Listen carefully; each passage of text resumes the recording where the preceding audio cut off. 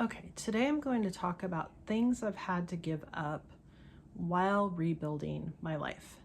So I was a stay-at-home mom. I homeschooled my kids. I had many children, and my life trajectory was that all my kids were going to graduate, go on with their lives, and then I would be, you know, my ex-husband would retire, and we would do that whole phase of our life together, retirement, grandparenting, etc. But that was the first thing I had to lay aside during the 9-month process of getting divorced. And I remember driving around and just feeling this intense grief about letting that dream go. And I understand why, because also I was trying to figure out what my life was going to look like. And I just knew that wasn't going to be it.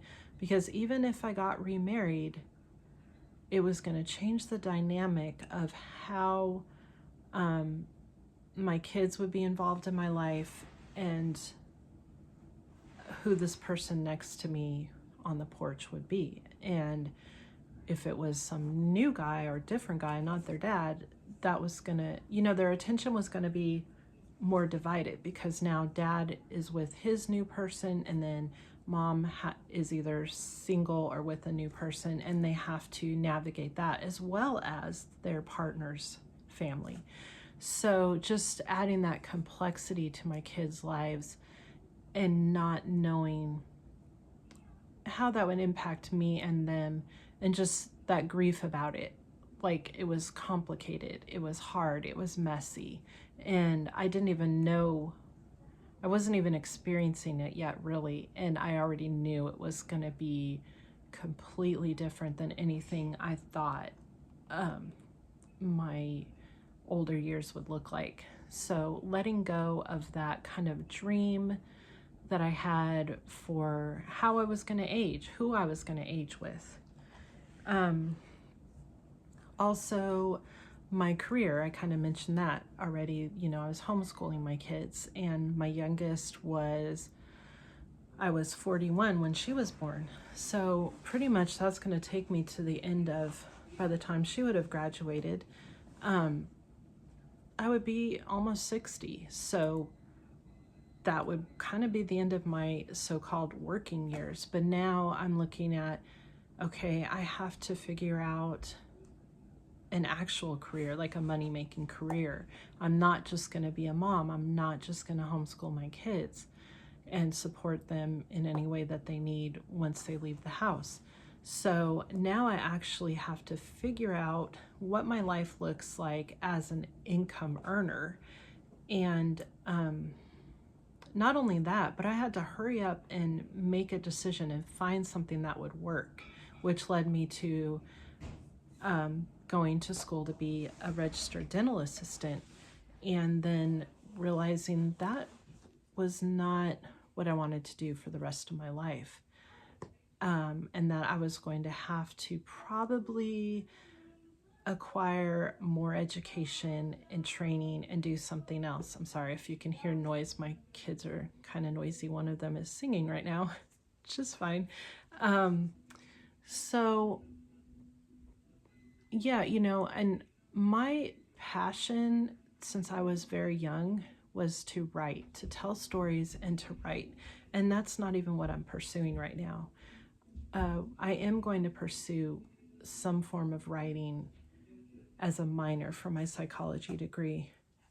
And I do feel like I will write in some capacity, no matter what I do with my life. Like, I will write about whatever. So just kind of giving up that expectation. I guess in a way I haven't really given up writing. That's always been a constant through line in my life since I was a child, since I could learn to write, since I learned to write. But it looks different as to what I'm going to do with it now. I used to be a homeschool blogger. And since the divorce, I have written about domestic violence and narcissistic abuse and overcoming trauma and different things. And so I expect that my writing interests will change again in the future. And that's like, it's interesting now that I'm talking about this. Like, I don't think I've ever had a firm point with where my writing was going. I was just open to however it wanted to show up in my life. I did always think I would be a novelist, though, and that's not really something that I've done besides writing a few books for my own interest and a few children's books, but not anything I've pursued in editing and to finalize, like to finish as a finished product. So, yeah. So yeah, like the main things that have changed for me are how I expected to end my life, like my golden years, if you want to call them that. And now for me, the idea of those older years, I see myself as a therapist, seeing clients, maybe doing some advocacy, domestic violence, narcissistic abuse, survivor advocacy, along those lines, and working, like writing a book about what I learned and what can help people. So that's like, I see myself as working, not being officially retired. Like, and I do think that in my previous life, I would have always kept myself busy with something, but now I feel like I have more purpose for that something, more of a passion project versus just writing whatever. And like doing this YouTube channel, this is aligned with that purpose that I would have towards like what I would write about. So yeah, there's a lot of things that change, and I know that there are things that have changed that I'm not even thinking of right now, and that things that will continue to change. Like how I parent has changed. I'm free to parent my kids the way that I always wanted to now as a single parent. I don't have to compromise on how I want to parent them anymore. I can just show up as the mom that I've always wanted to be. There's no one that I have to answer to day to day. I mean, obviously, like I can't do some whatever, but I don't have to come to an agreement with a partner about how I parent my kids. I'm free to be here for them, to show up how I want to take them on a vacation, to do activities with them that we find interesting, to just hang out at home, to be silly, to dance, to sing, to goof off. So I have that freedom now that I didn't have before. And that's a really like, let's say, so I gave up the constraints around my momming, and that's actually a blessing. So really, sometimes we think of giving things up as a negative, but it can really be a positive. We can give up the things that held us back. We can give up the things that kept us from achieving our goals, our dreams. We can give up, for me, I gave up a lot of labor. I moved to a smaller, simpler home. There's a lot less cleaning involved. I don't cook from scratch anymore. There's a lot less time cooking and cleaning and doing all of those things. And by doing that, I gained more time for myself and more time with my kids doing meaningful things that we like. I gave up a lot of weight at first. All that stress, you drop the weight.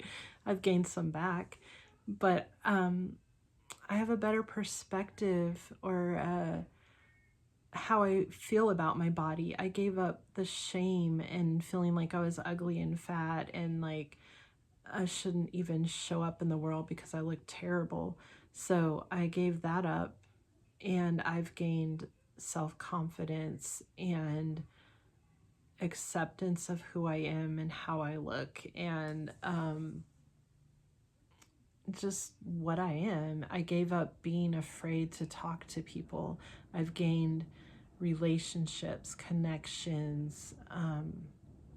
I would say I've gained a lot more than I gave up. And I'm glad that I continued this reflection. I almost stopped because it just, like, as you know, it was getting a little awkward. I was like, I don't know where I'm going with this. But I think when we look at a so-called negative in what we've given up, there's a flip side to it usually. We gave up those things that took up so much space, and that gave us space, gave us time back and space back to find things that we're passionate about, to achieve, or to even just dream again. Like, I gave up dreaming. I gave up dreaming of my future. I was in, like, I'm surviving and this is my life. Like, I'm just staying alive. I'm just here. And now I have, I still have hard days and times, but I have a reason that I'm here. I have dreams that I'm pursuing. I have goals that I'm working towards. I gave up a college education, and now I've gained a college education. I'm almost done with my associate's degree. So yeah, there's a lot of loss, but I would say for me, there's been a lot more gain. When I moved to this apartment, I gave up everything when I left. I had some clothes. And then I got back my dad's things that I had. I brought those to the shelter where I lived. And I would take out my great-grandmother's, I took out a set, a teacup and a plate, a teacup and a saucer and a silver spoon. And when I was feeling down, I would make a cup of tea and sit outside and drink out of my great-grandmother's tea set or teacup and just feel that connection to her, someone I had never met. I never met my grandmother. And that tea set was passed from my great-grandmother to my grandmother to my father, and then I acquired it after he died. It became mine. And to sit there and feel connected to those older generations, to my people, I got my family back. I felt the support and love of my foremothers, if you want to call them that. And now I live for myself and my children, but I think that my great-grandmother and my grandmother and my father would be proud of where I am and what I'm doing. So I gained a connection to my people from the past because I felt like I didn't have that before, and now I do. I don't know why leaving my marriage gave me that connection, but it did. And maybe that's just because my mind is clearer and freer, and I'm working through my trauma, and some of that trauma comes from not having my biological father in my life. So feeling that connection to his family is healing. Okay, now we went into a totally different direction. But anyways, I think if you were to sit down and even write out what you've given up to what you've let it go of while you're rebuilding your life, and then be able to see what you've gained because you were willing to kind of let go of your, like for me, I had a very tight hold on my family and my marriage. Like it was everything to me, and I couldn't imagine it going away. But when I opened my hands and let it go, that's when things changed. Yes, I lost a lot, but my hands were still open, and they were open to receive what was meant for me. And now I'm receiving those things, and I'm it doesn't have to be like a physical thing. I've received my dreams back. I've received goals. And I just feel like opening my hands. I've also received love and friendship and kindness, and my circle of trusted people has grown so greatly since then. So there is a lot of loss, but a lot of the things I lost weren't actually good for me. And I've gained so many things that are good for me. And so I would just encourage you, like I said, if you ever think about what you've lost, to let that thought process continue until you come to that shift where you begin to see all that you've gained and see how that feels, what that seems like to you. And maybe write it down after you have that reflection. Write down what you've gained. So then when you are struggling, you can look at that list of the things you've gained and just see how that informs your life as you rebuild it. And it's really exciting to, I'm looking back 6 years, I'm trying to do the math in my head. So I'm looking back here, 2026, I left in February of 2019. We're in April right now.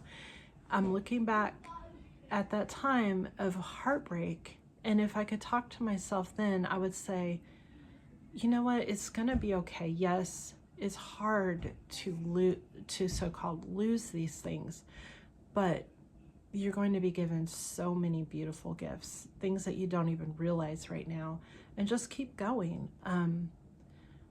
Keep waiting for the gifts that will come to you. Like, they will be there. I don't even know what I will receive in my future. I just know that I will.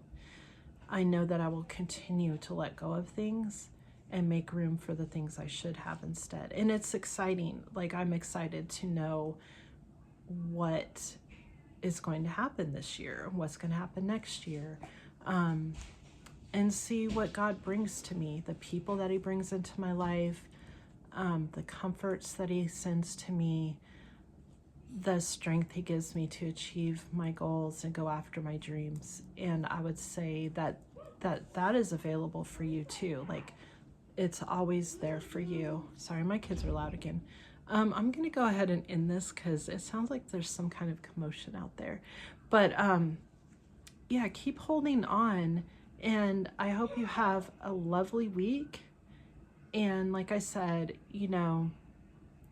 just keep your hands open to receive what is there for you.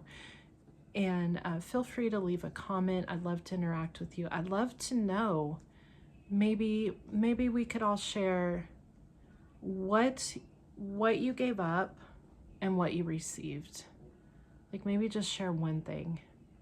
And I think that would be inspiring to others to see as well. All right. Have a wonderful week.